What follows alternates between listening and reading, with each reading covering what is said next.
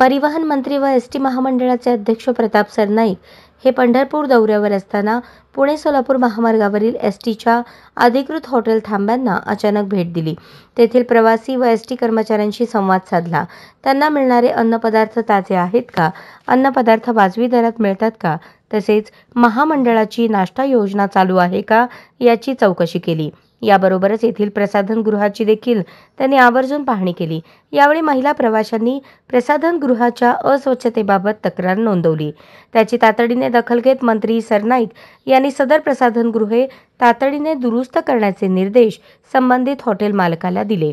तसेच आढळलेल्या इतर त्रुटींबाबत संबंधित मालकाला विहित वेळेत त्या दूर करण्याचे निर्देश दिले. अन्यथा सदर हॉटेल थांबा नाईलाजाने रद्द करण्याचे निर्देश देऊ असे सांगितले. दरम्यान हे हॉटेल थांबे ज्या पुणे विभागात येतात त्या विभाग नियंत्रकांना संपर्क साधून या हॉटेल थांब्यांच्या त्रुटीची पूर्तता पुढील 1 महिन्यात करण्याचे निर्देश दिले. दरम्यान भिगवणजवळील एका अनधिकृत हॉटेल थांब्यावर एसटीच्या अनेक बसेस थांबलेल्या परिवहन मंत्री प्रताप सरनाईक यांच्या निदर्शनास आले. त्यांनी तिथे भेट देऊन पाहणी केली असता अत्यंत अस्वच्छ वातावरणात प्रवाशांना जेवण वाढले जात असल्याचे त्यांना दिसून आले.